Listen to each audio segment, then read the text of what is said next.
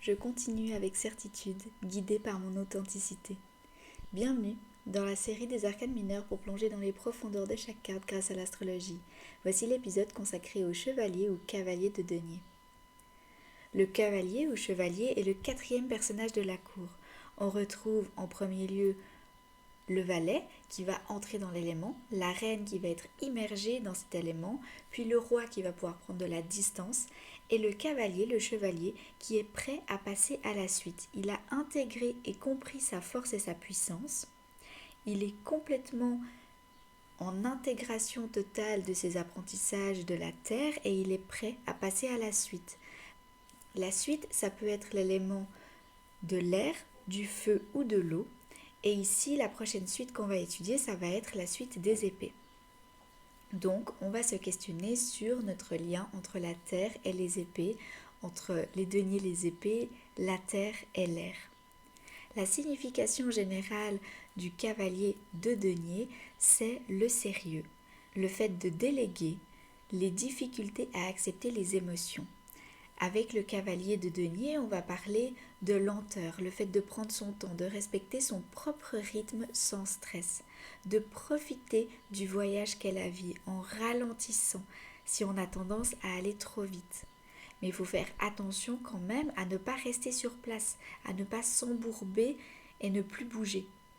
On va apporter des stratégies et des préparations pour poser une ligne droite vers notre destination, vers où on veut aller. On ne va pas foncer sans réfléchir avec cette énergie. On va vraiment venir en réflexion, se préparer et poser des stratégies. On va prendre le temps de faire les choses comme il faut pour se préparer correctement et être prêt à partir. Avec cette énergie, on a aussi une grosse tendance au perfectionnisme, à vouloir tout faire parfaitement. Et si ce n'est pas exactement comme il faut, rien ne se passe. Ça peut mener à une paralysie, le fait de ne plus bouger, de ne plus rien faire, d'attendre, de rester là et d'être dans une procrastination. En attendant que quelque chose soit mieux pour avancer. Alors que s'il avance, s'il prend ce pas en avant, il peut apporter de belles choses au monde. Le cavalier ou chevalier de denier, c'est une énergie qui est très à l'aise avec son corps, qui est prêt à lâcher prise et ouvrir son cœur. Il peut aller vers les coupes, vers les émotions, autant que vers les épées avec les pensées, la méditation, le calme intérieur. C'est une énergie qui est très patiente, qui ne se presse pas et qui va laisser le temps aux gens. En astrologie, on retrouve l'énergie du taureau qui nous rappelle la lenteur, le fait de prendre son temps et d'être patient. On retrouve aussi la Vierge avec la tendance au perfectionnisme, le fait que ce perfectionnisme-là aura tendance à nous ralentir, voire nous paralyser, mais elle nous invite aussi à aimer notre corps, notre esprit et notre étape de vie actuelle. Avec l'énergie du Capricorne, on va venir s'assurer qu'on est connecté au cœur, parce que le cœur peut nous offrir des belles choses et nous guider au bon endroit, mais pour ça, il faut s'assurer qu'on y est connecté. Si on regarde les différentes représentations du cavalier ou chevalier de denier dans les différents tarots, on peut commencer par le tarot de Marseille, qui vient nous inviter à analyser ce personnage et la manière dont il regarde son denier. On voit ici qu'il le suit avec confiance, ce denier-là. Il sait que le denier va lui montrer le bon chemin à suivre. Ça représente cette fiabilité, le fait qu'on peut compter sur lui, autant le chevalier, le cavalier que le denier. Et ça nous montre aussi qu'il fait ce qu'il dit et qu'il sait ce qu'il fait. C'est vraiment une énergie qui est sûre de lui, qui est dans la certitude, dans le calme, dans l'ancrage, dans la lenteur et dans le fait d'être sûr de lui. On retrouve aussi avec le tarot Morgan Gray cette détermination, cette assurance. On voit par contre qu'il a quand même une grande carapace de protection, une grande armure. Alors elle est très grande et très épaisse et ça va l'empêcher probablement de bouger, de se mettre en mouvement et aussi d'accéder à ses émotions, à son cœur, à sa sensibilité. Il est pourtant bien droit. Il regarde devant lui avec détermination et certitude. Son objectif est clair et précis, en ligne de mire, droit dans le regard. Il ne chavire pas, il est convaincu de sa destination et de son élan. On retrouve ici le tarot des rêves de Gaïa avec un chien en bas comme symbole de la carte qui nous rappelle la loyauté, le fait de travailler pour quelque chose de plus grand et d'avoir un but supérieur. Cette carte nous rappelle que le fait de suivre les règles c'est bien, mais d'où viennent ces règles-là? Qui les a données? Est-ce que la personne qui est en pouvoir et qui génère ces règles a réellement le pouvoir? Est-ce qu'elle mérite ce pouvoir? Est-ce que c'est un pouvoir légitime ou plutôt volé ou emprunté? Cette carte vient nous rappeler d'utiliser notre propre pouvoir personnel avec sagesse. Avec le Lilifère Tarot ici, on retrouve une énergie d'un personnage qui va se laisser porter par son élan créateur. C'est cette créature vraiment qui va la guider. Elle se laisse poser dessus, mais c'est elle qui lui montre où aller, avec précision. On voit qu'il y a des éclairs qui surgissent de partout, mais elle, la personne, ici sur cette créature, garde vraiment sa destination précisément en cible. On retrouve en astrologie Mercure et la Vierge. En astrologie, Mercure en Vierge nous rappelle que nos idées, notre mental sont amenés dans le concret, dans la terre. Et on va s'assurer aussi de la manière dont on se parle. Quelles sont nos pensées limitantes? Où est-ce que nos pensées essayent de nous amener? Qu'est-ce que ça nous apporte dans notre enrichissement personnel, dans notre amour de soi? Comment est-ce qu'on se parle à nous-mêmes? Dans le Tarot Vision Quest, on parle ici du mot confiance. La confiance, c'est parce que le personnage sait que tout va bien se passer.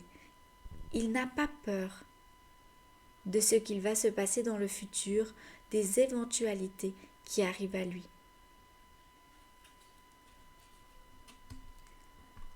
Ici, on retrouve le Shadowscape avec encore une fois un personnage qui chevauche une créature et il va vraiment se laisser porter par le mouvement de sa monture.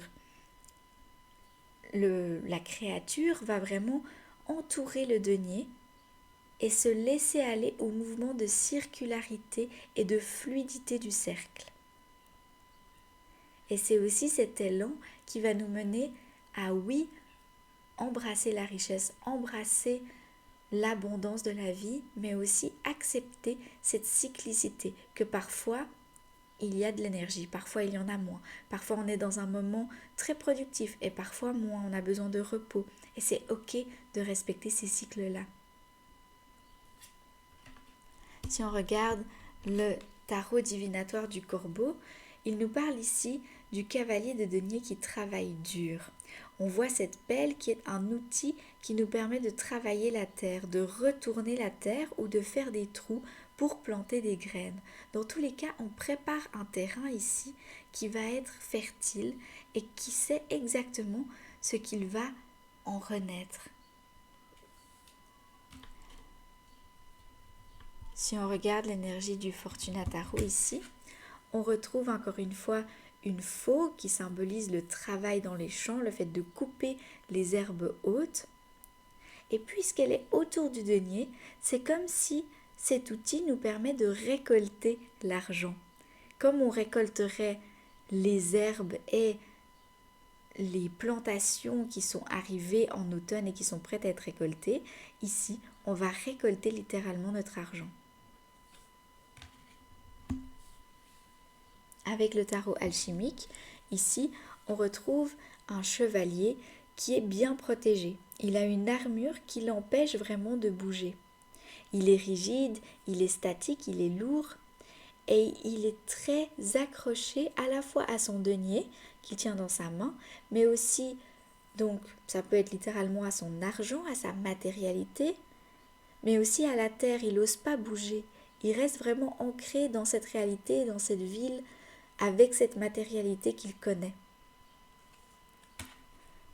Dans l'énergie du Rider-Waite-Smith ici, on voit que le personnage est en réflexion. Il prend vraiment le temps de se poser en réflexion et de se questionner sur sa direction. Le risque, bien sûr, c'est de rester planté là sans oser bouger et changer. Il est même tellement statique que du feuillage commence à pousser sur sa tête et sur celle du cheval. Il fait vraiment partie de la nature, ce qui est merveilleux, il est vraiment ancré, il prend son temps, mais il faut faire attention à ne pas rester dans cette rigidité de ne plus pouvoir bouger. Dans le After Tarot, justement, on découvre qu'est-ce qu'il se passe après. Alors là, génial, le cheval se met en marche. On voit que ses jambes commencent à bouger, que sa tête est en bas. Donc, il y a une demande de la part du cavalier pour que le cheval bouge. Mais on voit aussi que le denier, il le monte un petit peu plus. Il prend une vision différente de la situation, du problème, de la perspective. Et autour de lui, les gens travaillent dans les champs sans s'arrêter. On voit vraiment qu'ils sont en train de passer à côté, puisque dans le Before Tarot, on ne les voyait pas, mais que maintenant, oui, on les voit derrière lui. On voit aussi dans le New Vision que les personnages travaillent dans les champs, et encore une fois, ça montre vraiment cette perspective que les personnes qui sont là derrière lui ont fait tout le tour des champs pour arriver dans le After Tarot derrière, de l'autre côté des champs, alors que lui n'a pas bougé. Il vient juste de se mettre en action et prendre une décision, ce qui est déjà super. Avec le New Vision ici, ça met l'accent vraiment sur le fait que le travail dans les champs n'a pas de repos. C'est un travail très physique et très manuel, qui est littéralement le travail de la terre.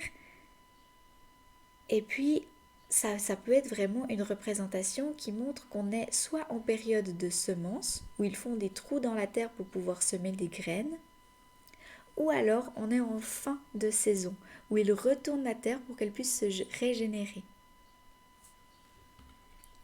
Dans le tarot du bon karma ici, on nous montre que le chevalier de denier est vraiment bien équipé. Il a des outils qui lui permettent de travailler parce que son activité est manuelle. Il travaille la matière et il a besoin d'outils très précis parce que son travail est bien fait. Il est très concentré, il prend son temps, il avance bien. C'est vraiment un travail qui se fait gentiment mais sûrement. Avec le bon matériel, avec la bonne technique qu'il a apprise avec le temps, avec l'expérience qu'il est capable de poser dans la matière. Avec le chevalier ou cavalier de denier, on vient donc se demander quelle est la première étape pour progresser dans mon projet. Merci d'avoir regardé cette vidéo. N'hésitez pas à aller voir la description pour avoir les références des tarots utilisés dans la vidéo ainsi que ma bibliographie. À bientôt!